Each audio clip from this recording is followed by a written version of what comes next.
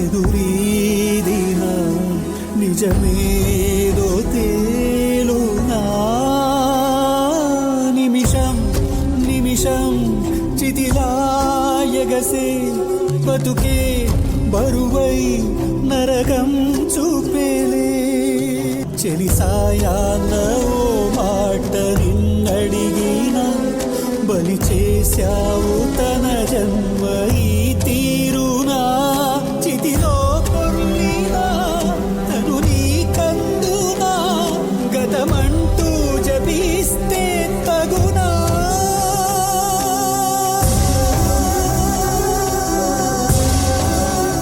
ఈ నిజం అబద్ధమైతే బాగుండు అనిపిస్తుంది సుహాసిని.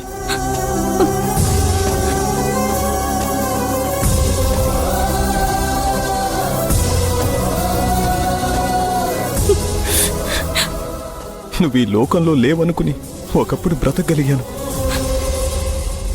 కానీ ఈరోజు నువ్వు ఉన్నావని తెలిసిన తర్వాత కూడా మళ్ళీ నీ తోడు లేకుండా ఎలా బ్రతకమంటావు?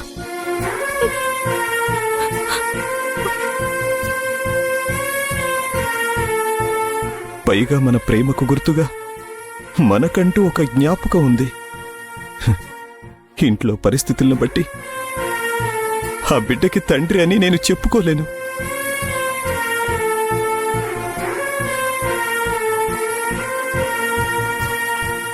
అప్పుడు నిజం చెప్పలేక, ఇప్పుడు నిజం చెప్పలేక, ఇష్టాన్ని ఇష్టమని చెప్పలేక నా కన్న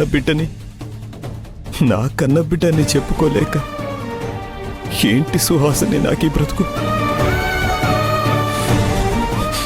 నేను నీతో పట్టి వచ్చేస్తే బాగుండనిపిస్తుంది.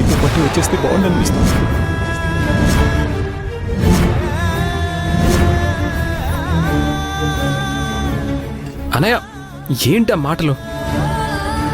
రే, ఆరోగ్యం బాగోలేక తన కోసం నువ్వు, మీకోసం మేము అన్నట్టుగా ఇలా అందరం వెళ్ళిపోతే పాపం ఆ బిడ్డేమైపోవాలరా?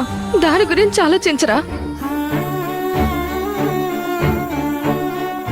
చూడండి బావగారు, పాప గురించి మీరు బాధపడాల్సిన అవసరం లేదు.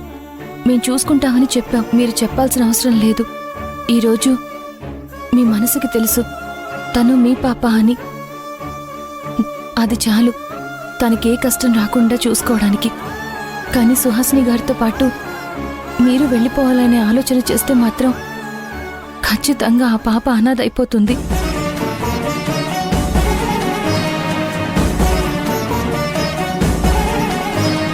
అటు అమ్మ లేక ఇటు నాన్న లేక తను ఏమైపోవాలి?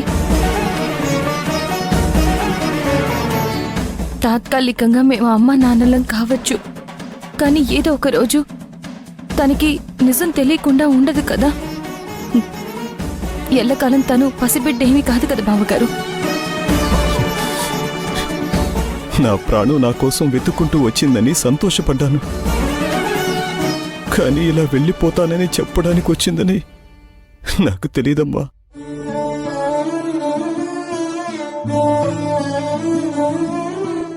రే రాఘవ, నువ్విలా తనని బాధ పెట్టడం మంచి పద్ధతి కాదురా.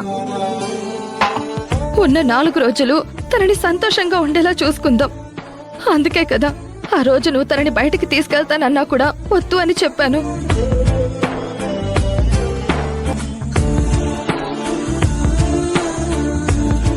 దయచేసి మన మాటలతోనో మన చేష్టలతోనో తనని బాధ పెట్టొద్దు.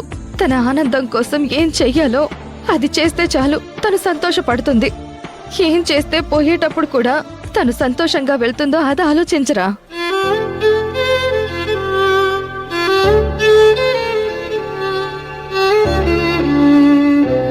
అంతకు మించి నువ్వైనా మేమైనా తన కోసం చేయగలిగింది ఏమీ లేదు.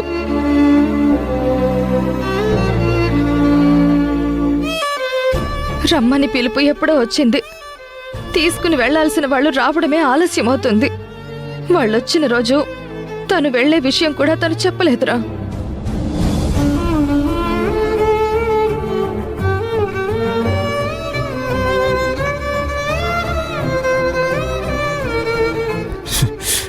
లేదు సుహాసిని, ఆ రోజు నువ్వు లేవు అన్నది అబద్ధమైంది. ఈ రోజు నువ్వు ఉన్నావన్నది కూడా ఎందుకు అబద్ధం కాకూడదు సుహాసిని. ఎందుకు అబద్ధం కాకూడదు?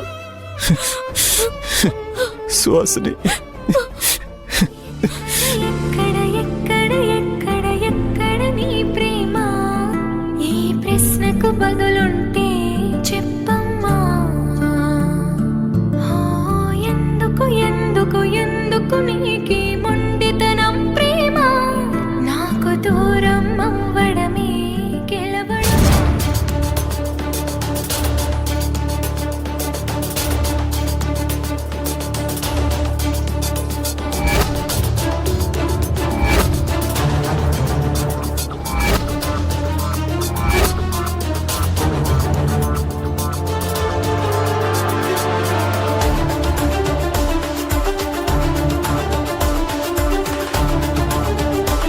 అసలైన అంత కంగారుగా ఎక్కడికి వెళ్ళినట్టు, ఆ ప్రియదర్శిని ఎక్కడికి తీసుకుని వెళ్ళినట్టు, పైగా ఆ బ్రోకర్ సుబ్బారావుతో ఇంటి గురించి కూడా మాట్లాడుతున్నాడు. అసలు ఏం జరుగుతుందో నాకేమీ అర్థం కావడం లేదు. ఛ! నేను దాన్ని రాఘవ్ బావకి ఎంత దూరం పెట్టాలనుకుంటే అదేమో అంత దగ్గరైపోతుంది. ఇప్పుడిది ఖచ్చితంగా నా ప్లేస్కొచ్చి నన్ను ఇంటి నుంచి బయటికి గెంటేసేలాగే ఉంది. ఛ!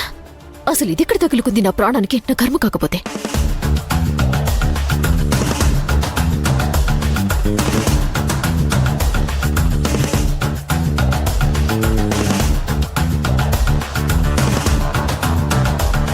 ఏంటి బావా, అసలేం చేస్తున్నావు నువ్వు? ఆవిడ గారికి బాగోలేకపోతే మీరంతా కంగారుగా హాస్పిటల్కి తీసుకుని వెళ్లారు. అసలు ఆవిడ గురించి మీకెందుకంత కేరింగ్? ఆవిడ మీకు ఏమవుతుందని? కట్టుకున్న భార్య, లేకపోతే మీరు ప్రేమించిన అమ్మాయా, లేకపోతే మీరు పుంజుకున్నారా? మీరు పుంజుకున్నారా? మీరు పుంజుకున్నారా?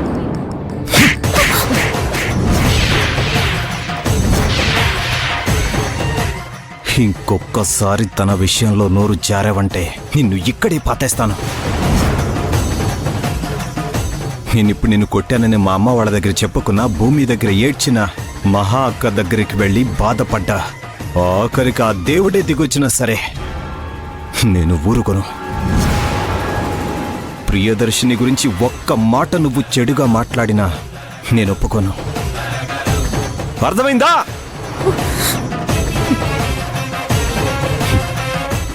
నువ్వు జీవితంలో మారవాలైక్యా.